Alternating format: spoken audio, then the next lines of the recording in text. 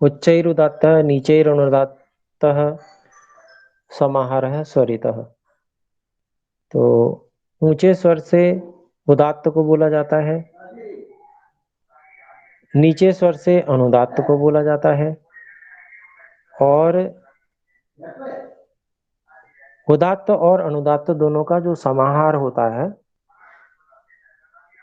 वो स्वरित होता है। तो हम पहले सोच लेते थे कि मध्यम होता होगा, परंतु जैसा वेद पाठियों के उच्चारण को देखकर समझ में आता है तो यह समाहार यानी कि इसमें जो दीर्घ स्वर है उसमें जो दो मात्राएं हैं उसमें से एक मात्रा को अनुदात्त और दूसरी मात्रा को उदात्त ऐसा बोला जाएगा, क्योंकि दोनों का मिलन है, समाहार है, उदात्त और अनुदात्त का मिलाकर बोलना। लेकिन बोलते समय जो समाहार है उसमें अनुदात्त सामान्य स्वर में आ जाता है, अर्थात उदात्त में आ जाता है, और जो उदात्त है वो उदात्त तर हो जाता है, यानी कि उदात्त से भी ऊंचा।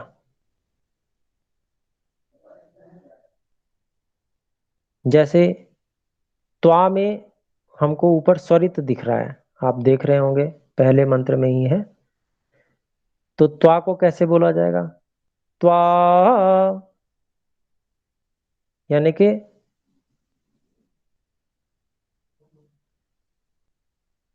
जिस स्वर में उदात्त में अगर हम बोल रहे हैं, सामान्य रूप से उदात्त में चलता है, अनुदात्त के लिए थोड़ा नीचे स्वर करते हैं, तो जिस स्वर में चल रहा है उस स्वर में चलते हुए आवाज को थोड़ा और ऊंचा कर देना बीच में, और फिर अगले वर्ण को बोलने के लिए फिर वैसा ही जैसा उच्चारण हो वैसा करना। तो अनुदात्त को नीचा बोलना है, ये तो बिल्कुल ठीक है। जहां कोई चिन्ह नहीं है अर्थात वो उदात्त है तो उसको ऊंचे स्वर से बोलना है। और स्वरित का हमने अभी बात कर ही ली। तो इस प्रकार से दीर्घ का जो स्वरित है उसका उच्चारण होगा, और जो ह्रस्व है स्वरित उसमें सामान्य रूप से केवल ऊंचा उच्चारण मतलब उदात्ततर उच्चारण ही होगा, क्योंकि वहां एक ही मात्रा है। लेकिन यदि साथ में अनुस्वार दीर्घ या ह्रस्व, दीर्घ यानी कि जो वेद में अयोग वहा यम है, ह्रस्व दीर्घ अनुनासिक और ळ, ये वर्णोच्चारण शिक्षा में पढ़े जाते हैं, उनमें से जो दीर्घ और ह्रस्व है वो या अनुस्वार, इनके साथ में कोई ह्रस्व स्वर आता है और उसके ऊपर स्वरित भी लगा हुआ है, स्वरित का चिन्ह भी लगा गया, तो फिर उसको द्विमात्रिक ही बोला जाएगा, क्योंकि एक मात्रा तो उस स्वर की हो गई और एक मात्रा अनुस्वार की हो गई। तो दो मात्राएं जब होंगी तो फिर उसमें भी जैसे दीर्घ में हम उच्चारण कर रहे हैं स्वरित का, उदात्त और उदात्तर वहां पर भी हो जाएगा। ऐसा ही यदि वह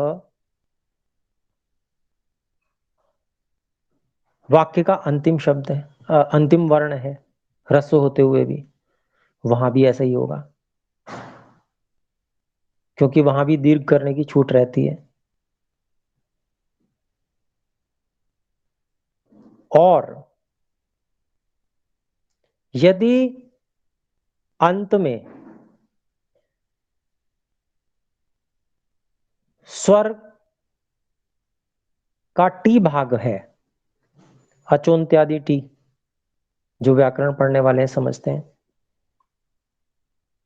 जो अंतिम मतलब वाक्य का बिल्कुल अंतिम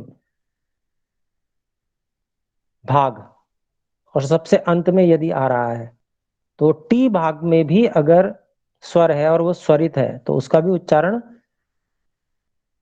इसी दीर्घ के समान ही किया जाएगा। तो ये कुछ नियम हैं जिनको ध्यान में रखेंगे तो स्वर के अनुसार भी हम बोल सकते हैं। तो लेकिन स्वर के अनुसार बोलने के लिए बहुत अधिक अभ्यास की आवश्यकता होती है। सबसे पहले तो हम एक एक करके उसको अभ्यास करें। उदात्त और अनुदात्त का हम पहले अभ्यास कर लें, फिर उसके बाद में उदात्त के साथ में स्वरित का अभ्यास कर लें। उदात्त अनुदात्त का हो ही गया तो उदात्त अनुदात्त को बोलना आ जाएगा और फिर उसके बाद में स्वरित का भी मिलाकर कर लें। अथवा हम उदात्त अनुदात्त स्वरित का सभी नियमों के साथ में एक साथ अभ्यास करें, सबका ध्यान रखते हुए धीरे धीरे करें, छोटा छोटा भाग ले लें मंत्र का और उसको प्रयास करें बोलने का। इस तरह से किया जा सकता है। और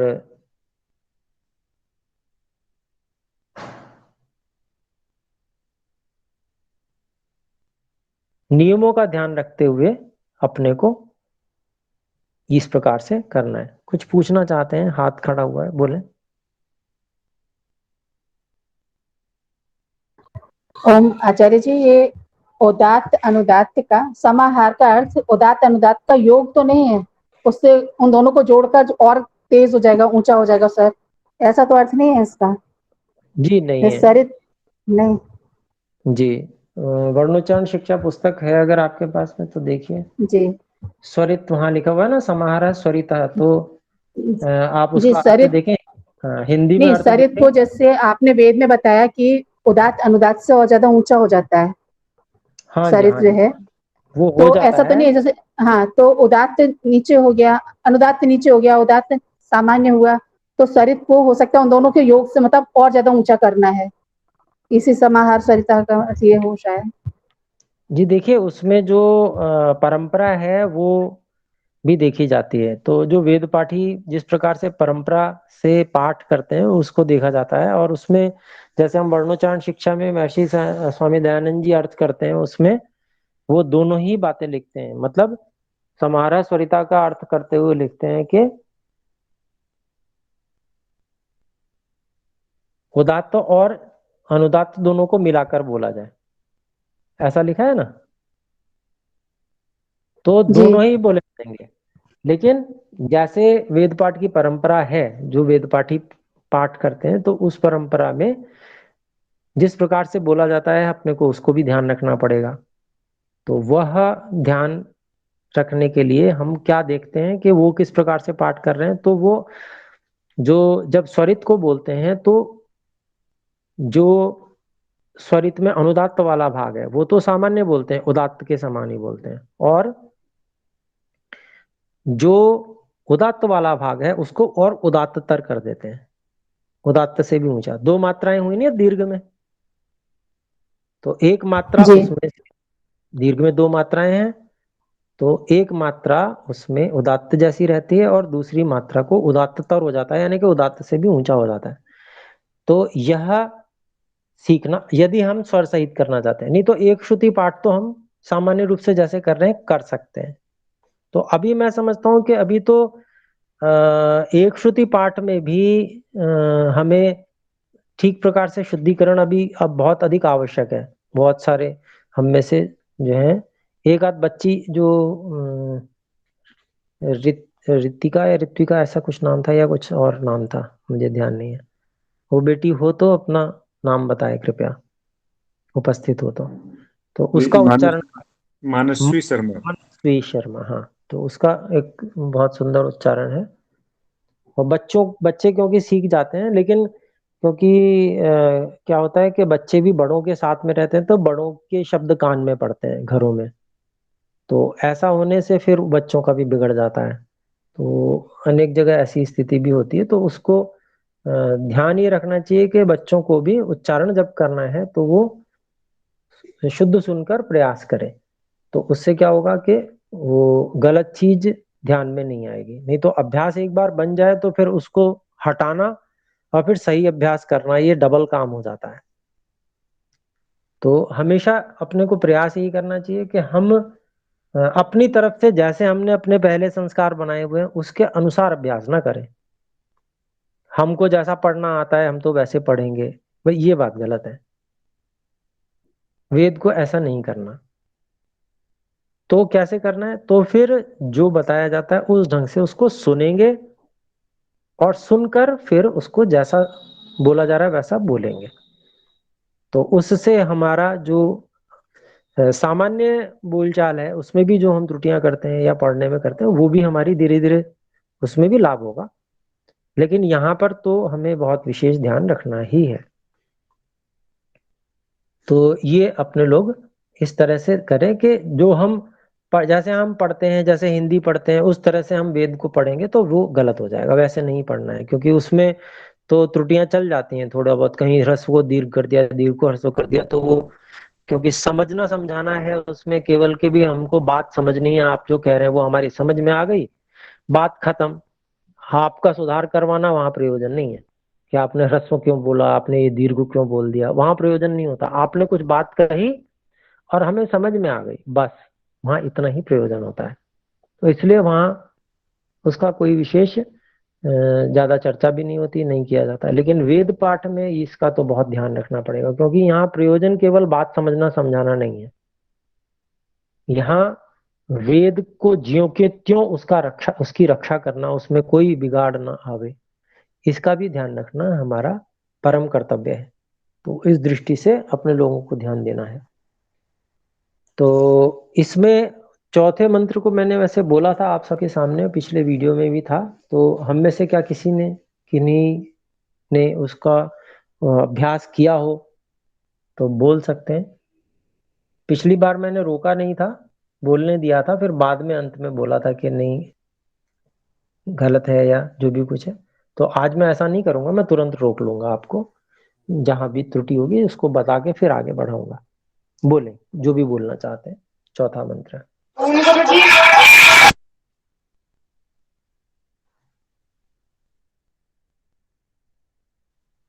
बोले, ये कुछ गूगल मीट की समस्या है जो, तो अगर रिया जी बोलना चाहती हैं तो बोले। जी गुरु जी। अच्छा, रियांशु बोल रहे हैं। जी गुरु जी। ओम साविश्वायुः साविश्वकर्मा साविश्वधायः इन्द्रस्य त्वा भागं सोमेनात्तनच्मि विष्णो हव्यं रक्ष। आपने अच्छा बोला, विश्वधाया ऐसे बोला।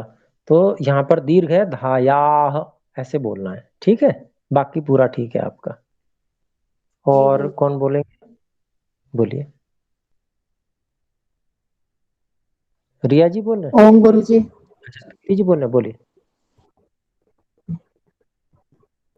ओम साविश्वायुः साविश्वकर्मा साविश्वधाया इन्द्रस्त्वा भागं सोमेनात् नच्मि विष्णो हव्यं रक्ष। हाँ प्रीति जी, शुरू में ही इंद्रस्यत्वा ऐसा बोलेंगे, बोलिए।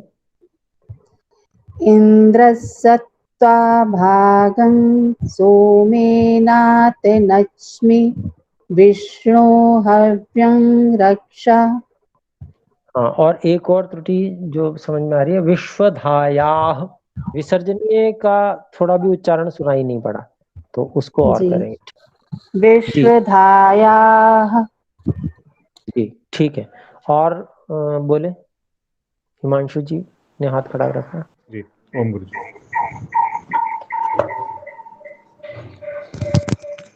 ओम सा विश्वायुः सा विश्वकर्मा सा विश्वधायाः रुक, आपका जो ना व स्पष्ट नहीं आ रहा, ब जैसा सुना जा रहा, विश्वधाया ऐसा सुनाई दे रहा है। तो जी मैं फिर से ये कोशिश करता हूँ। इन जगह पे है ना, विश्वायु नहीं विश्वायु। जी विश्वकर्मा और विश्वधाया, ये ठीक है। जी गुरु। बोलो। ओम सा विश्वायुः सा विश्वकर्मा सा विश्वधायाः इसको अलग से इन अभ्यास करना पड़ेगा आपको, जी ठीक ये है गुरु जी, अभी मैं बाद नहीं में। आ पाया जी। जी बोले। गुरु जी। हाँ, अगली पंक्ति बोल सकते हैं। एक मिनट हिमांशु जी। जी गुरु जी। इंद्रस्य त्वा भागं सोमेनातनच्मि विष्णो हव्यं रक्ष। जी बाकी लगभग ठीक है। केवल वहां पर वो व का सुधार करेंगे, व विश्व, विश्वायु, विश्वकर्मा और विश्वधाया, ठीक है जी। हाँ रिया जी बोले। जी गुरु जी। ओम सा विश्वायुः सा विश्वकर्मा सा विश्वधायाः इंद्रस्य त्वा भागं सोमेनातनच्मि विष्णो हव्यं रक्ष। जी ठीक है। एक तो विश्वधाय ऐसा कुछ आता है, इसको विश्वधाया ऐसे करेंगे। और सोमेनातनच्मि, ह्रस्व को ह्रस्व ही बोलना है उसमें। वैसे तो लगभग आ रहा है, लेकिन थोड़ा सा और प्रयास करना होगा उस पे। जी गुरु जी। भागं सोमेनातनच्मि विष्णु, तनच्मि विष्णु, तो तुरंत आगे बढ़ जाएंगे तो वहां पर रुकना, मतलब वो जैसे थोड़ा सा ड्योढ़ी सी हो जा रही है मात्रा, तो उसका जी ध्यान जी रखें, बाकी ठीक है जी। जी। धन्यवाद। जी प्रीति जी, आपने अभी भी हाथ खड़ा किया हुआ है। और कोई है जो बोलेंगे? गुरु जी मैं बोलूं? जी बोलिए। ओम सा विश्वायुः सा विश्वकर्मा सा विश्वधायः इंद्रस्य त्वा भागं सोमेन तनस्मि विष्णो हव्यं रक्ष। जी यहाँ पर ना देखिए, एक तो विश्वधाय आ रहा है, तो विश्वधाया ऐसे करना है, ठीक है। और सोमे न तनच, ये नहीं है, सोमे ना तनचमी, न में आ की मात्रा है, दीर्घ आ है, तो उसको सुधारना है। सोमेन हाँ तनस्मि अब ठीक है जी। विश्वधायः विश्वधाया ऐसे बोले विश्वधायः। जी, ठीक है। तो और कोई है जो जी बोलेंगे? अगला रीति जी हैं, उसके बाद अनु गुप्ता जी हैं, फिर सोनिका जी हैं, फिर रूपल जी हैं। जी जी बोले बोले, एक एक करके बोलते जाए जो भी क्रम है। जी गुरुजी। ओम सा विश्वायु सा विश्वकर्मा सा विश्वधाया एक बार रुके। इंद्र। विश्वकर्मा, तो इसमें ह्रस्व हो गया था माँ में। विश्वकर्मा सा विश्वधाया, तो इसको बोल रहे हैं एक बार, विश्वकर्मा सा ऐसे। सा विश्वकर्मा सा विश्वधाया बिल्कुल ठीक। अब आगे बोले। इंद्रस्य त्वा भागं सोमेन तनक्ष्मि विष्णो। रुके, यहाँ पर इस तरह से लेंगे। जो मैं आपको कहता हूँ कि जो संयोग है उससे पहले थोड़ा सा दबाव देना है, उसको इस रूप में भी ले सकते हैं कि हम, संयोग है तो संयोग में जो व्यंजन बाद में आ रहा है उसको पहले से मिलाकर बोलें। जैसे इंद्रस्यत, यत, वा, तो तकार को हम य के पास में ले आए, तो इंद्रस्यत वा भागम, तो उससे जो है जब हम उसको पहले से मिला लेते हैं तो हमारा उच्चारण बढ़िया आता है। जी इंद्रस्य त्वा, जी बिल्कुल ऐसे। इंद्रस्य त्वभागं सोमेन तनक्ष्मि हाँ रुक, विष्णोः। यहाँ पर भी सोमे ना तनच्मी ऐसे बोलना है। यहाँ पर न में जो आ है वो सुनाई नहीं पड़ रहा, तो उसको ठीक कर लें, बोले। जी। भागं सोमेन तनक्ष्मि विष्णो हव्यं रक्ष। जी ठीक हो गया, आगे बोले।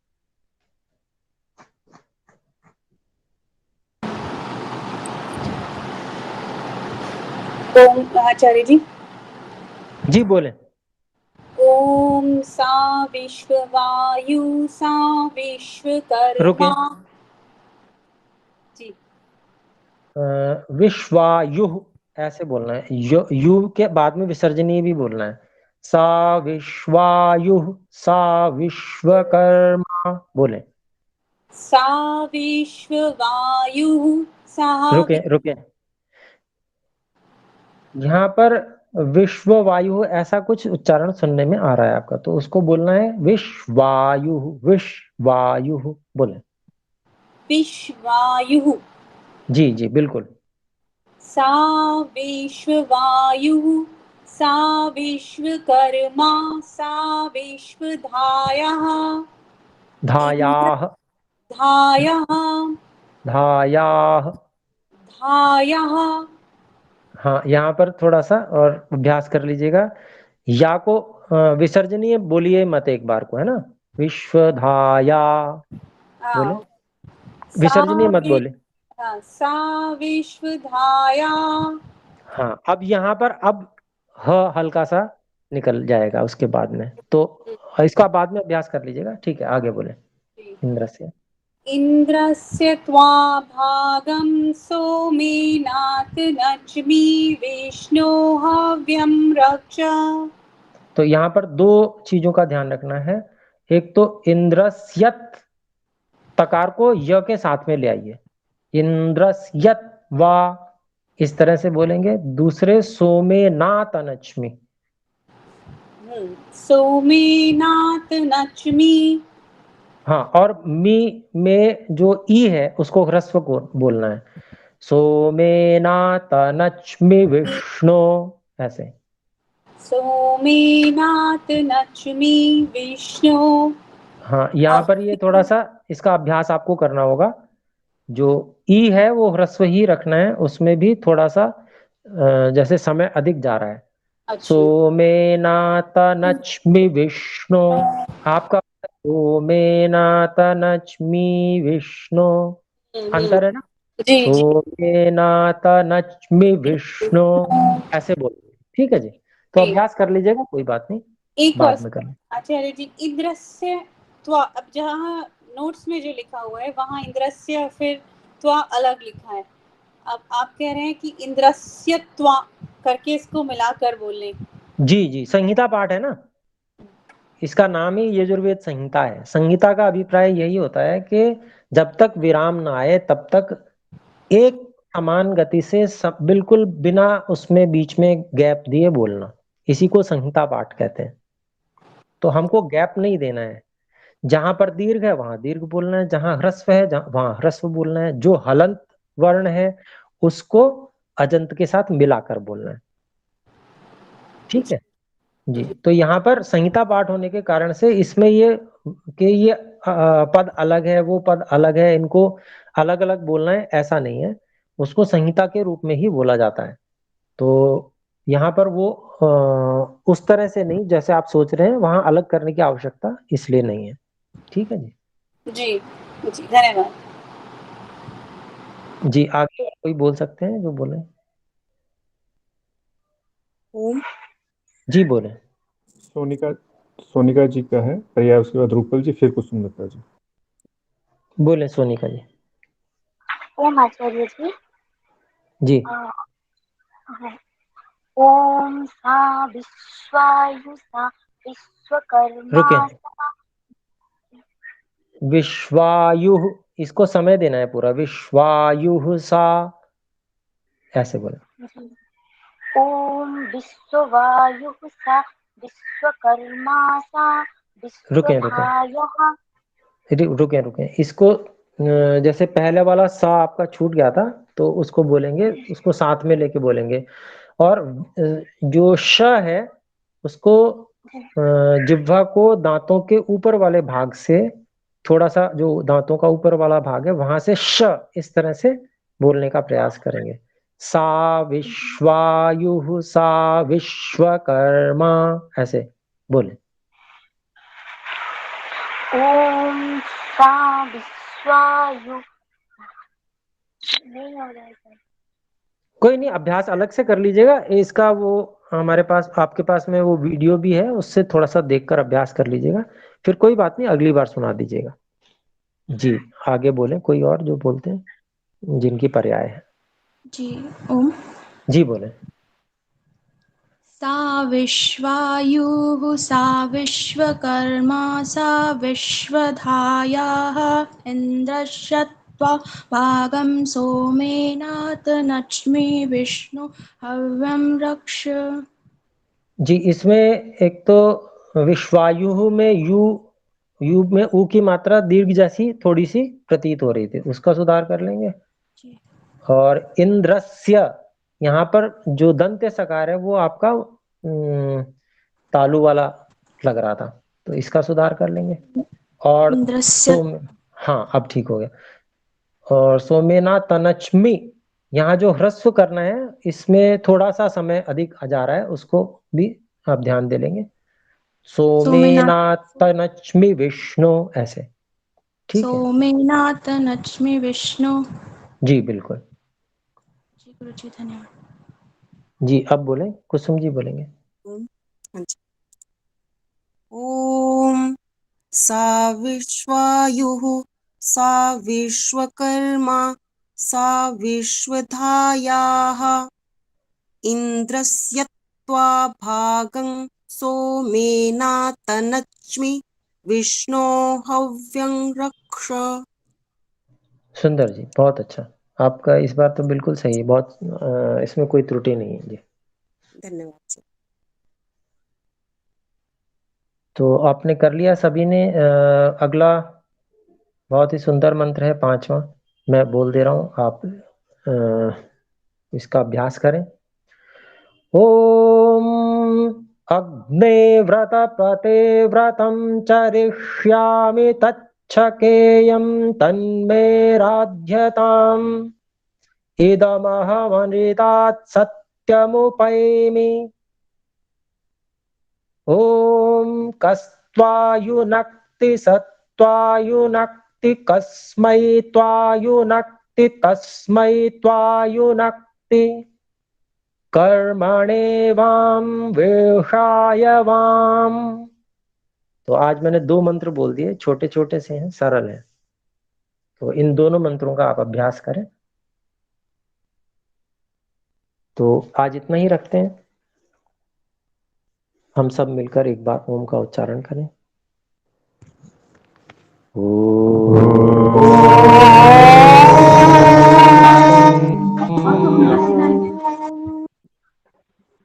सभी को सादर नमस्ते। नमस्ते गुरुजी। नमस्ते गुरुजी। धन्यवाद गुरुजी।